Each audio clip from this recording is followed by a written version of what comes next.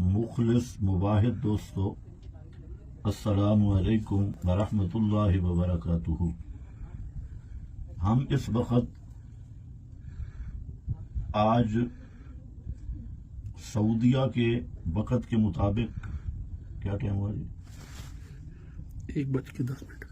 1:10 पर गारे सौर के अंदर मौजूद हैं और इसके मुतालिक चंद चीज़ें मैं अर्ज करता हूँ। एक ये कि ये गारे सौर की वजह तस्मिया इसलिए तो जबल सौर की वजह से इसे गारे सौर कहा जाता है। और ये जबल सौर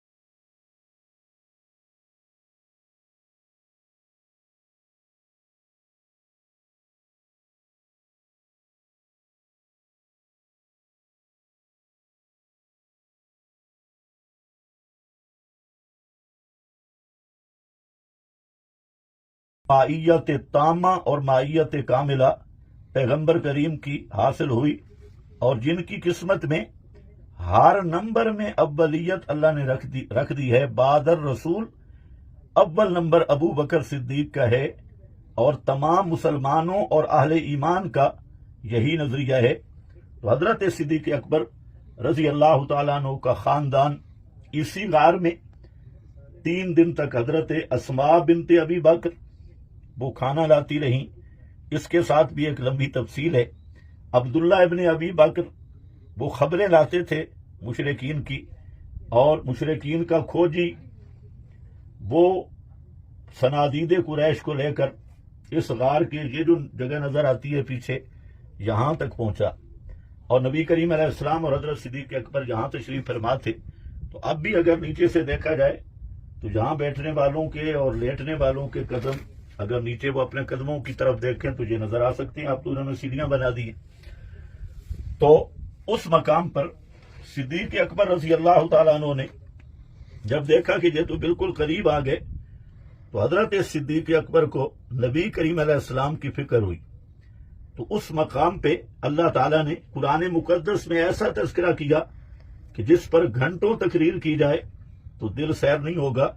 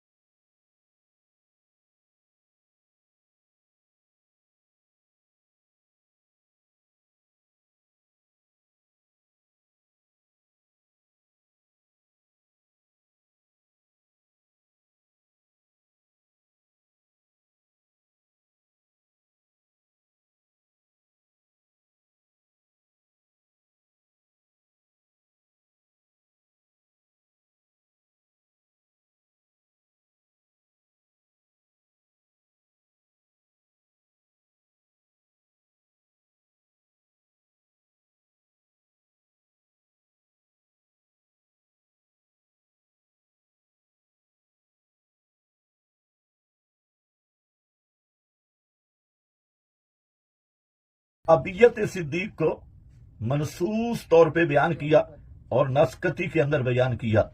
इसलिए तमाम उम्मत मुत्तफिक है कि जो सोहबत सिद्दीक या खिलाफत सिद्दीक का मुनकर है तो वो कतई तौर पे सिद्दीक है और खारिज अज इस्लाम है। इस पर तमाम उलमा मुत्तफिक हैं। आज बाज लोग ये कहते हैं कि खिलाफत सिद्दीक पर दलील पेश करो, हालांकि इन्हें यह नहीं पता कि तस्दीक जो दलील होती है वो बदीहात पे नहीं होती। हजरत सिद्दीक की खिलाफत का वकूअ ऐसा वाज़ेह है कि हिंदू, सिख, मजूसी, मोमिन, मुसलमान सब मानते हैं कि अबू बकर सिद्दीक खलीफा बने।